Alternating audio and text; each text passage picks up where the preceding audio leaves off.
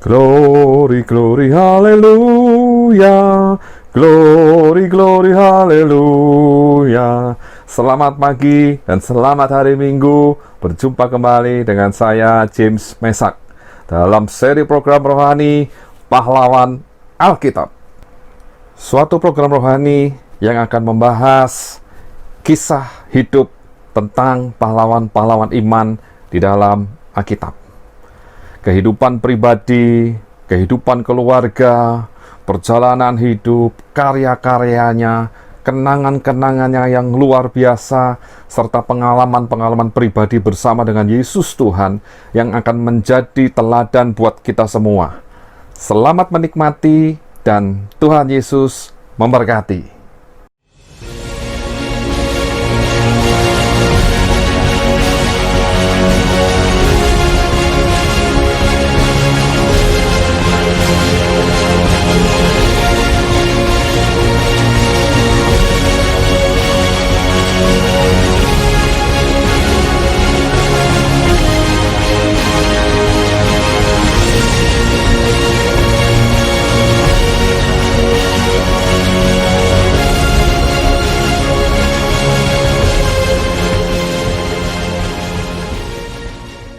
Shalom, selamat pagi Bapak Ibu yang dikasih Tuhan. Berjumpa kembali dalam program Pahlawan Alkitab. Kita masuk dalam seri yang ke-23, di mana kita akan membahas tentang Rasul Filipus. Memang ada beberapa orang yang bernama Filipus di dalam Alkitab, tetapi hari ini kita khusus untuk membahas kehidupan Rasul Filipus. Filipus dalam bahasa Yunani yaitu Filipos, yang berarti adalah sahabat atau pecinta kuda. Namanya disebut pertama kali dalam Matius 10 ayat 3 dan namanya disebut 16 kali. Kitab yang menyebut nama Filipus adalah Matius, Markus, Lukas, Yohanes, dan Kisah Para Rasul. Tempat kelahiran dari Rasul Filipus adalah di Betsaida, sebuah kota di Galilea.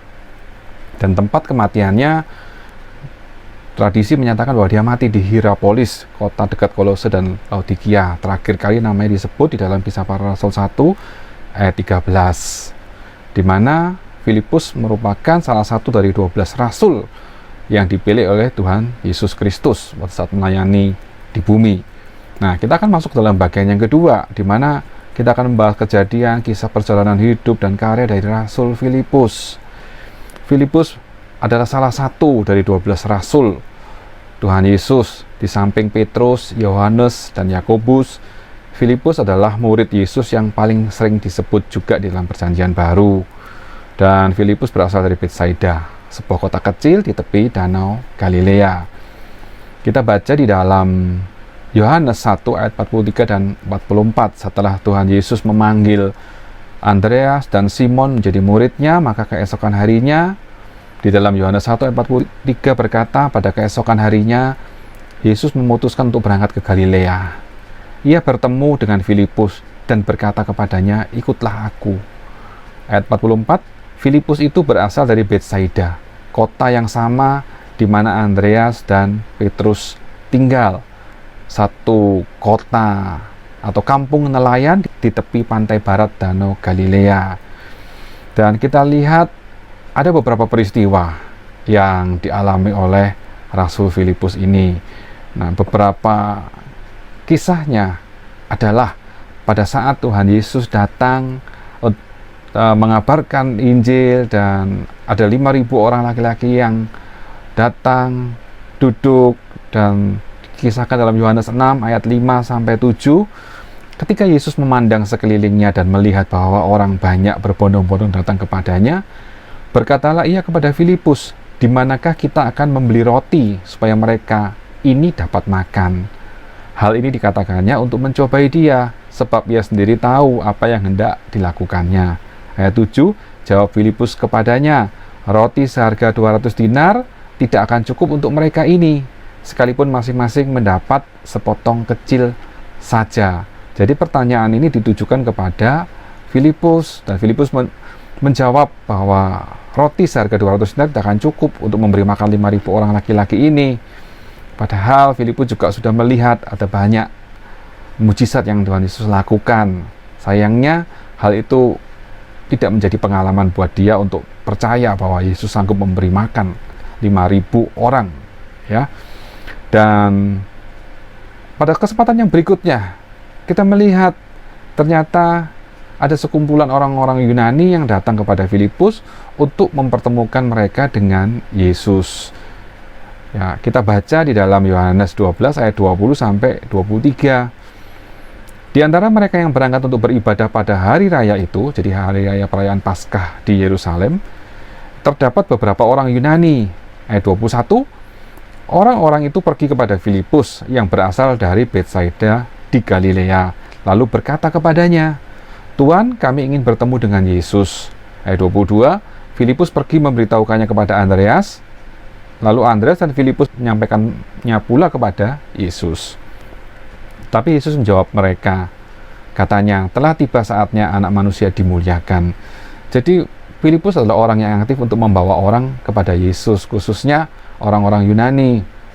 Dan kemungkinan besar karena Filipus tinggal di Betsaida, dekat Yunani, dan Filipus bisa berbahasa Yunani, sehingga orang-orang Yunani pun datang untuk beribadah dan minta diantar untuk bertemu dengan Yesus. Dan dikisahkan berikutnya, dalam kisah berikutnya kita melihat bagaimana perjamuan Paskah terakhir pada saat Yesus bersama dengan murid-muridnya di atas loteng. Filipus berkata kepada Yesus dalam Yohanes 14 ayat 8 sampai 11. Saya bacakan. Kata Filipus kepadanya, "Tuhan, tunjukkanlah Bapa itu kepada kami, itu sudah cukup bagi kami." Kata Yesus kepadanya, "Telah sekian lama aku bersama-sama kamu, Filipus, namun engkau tidak mengenal aku. Barang siapa telah melihat aku, ia telah melihat Bapa. Bagaimana engkau berkata, tunjukkanlah Bapa itu kepada kami?" Ayat 10, "Tidak percayakah engkau bahwa aku di dalam Bapa dan Bapa di dalam aku? Apa yang aku katakan kepadamu, tidak aku katakan dari diriku sendiri, tetapi Bapa yang diam di dalam aku, dialah yang melakukan pekerjaannya." Ayat 11, "Percayalah kepadaku bahwa aku di dalam Bapa dan Bapa di dalam aku, atau setidak-tidaknya percayalah karena pekerjaan-pekerjaan itu sendiri." Jadi ada beberapa momen-momen di mana Filipus berdialog dengan Yesus dan menunjukkan bahwa Filipus adalah rasul yang sungguh-sungguh melayani Tuhan, sehingga dia disebut atau digambarkan sebagai seorang rasul yang melayani Tuhan, berkhotbah di Yunani, Syria, dan Pirgia, sehingga pada akhir hidupnya Filipus disalibkan terbalik, di mana Filipus meninggal di kayu salib dan tetap setia sampai akhir mengabarkan Injil, dan dia adalah salah satu rasul yang mati syahid. Lalu kita masuk ke dalam bagian yang ketiga, apa yang menjadi keteladanan Rasul Filipus buat kita semua. Yang pertama, Rasul Filipus merespon baik panggilan Tuhan Yesus untuk menjadi muridnya. Dalam Yohanes 1 ayat 43-44, saat Tuhan berkata, "Ikutlah aku." Dia dengan sukarela, dia dengan sukacita meninggalkan semua pekerjaan dan ikut Tuhan. Lalu dia pun, Rasul Filipus, bersaksi bahwa ia adalah murid Yesus dalam Yohanes 1 ayat 45. Bahkan membawa Nathanael kepada Yesus. Dan ketika bersaksi pun, Rasul Filipus tidak suka berdebat. Kita baca dalam Yohanes 1 ayat 46-47 bagian A, Yohanes 7 ayat 41 dan seterusnya, bagaimana dia berkata, "Mari dan lihatlah sendiri Yesus itu orang seperti apa," karena Filipus menyaksikan bahwa Yesus adalah Mesias, sang juru selamat tersebut. Dan Filipus juga dipilih menjadi salah satu dari rasul Tuhan Yesus karena kesungguhan dan kesetiaannya. Rasul Filipus pun menjadi orang yang aktif untuk menginjil, di mana dia banyak membawa orang-orang Yunani datang kepada Yesus dalam Yohanes 12 ayat 20-22. Dan kita melihat bagaimana kedekatan Rasul Filipus dengan Tuhan saat dia berani berkata, "Tunjukkanlah Bapa itu kepada kami." Dan Rasul Filipus betul-betul mengikuti panggilannya sebagai Rasul Yesus Kristus, setia sampai akhir, bahkan mati di atas kayu salib juga. Dan inilah poin-poin keteladanan Filipus yang bisa menjadi teladan buat kita. Apakah kita mau merespon dengan baik panggilan Tuhan?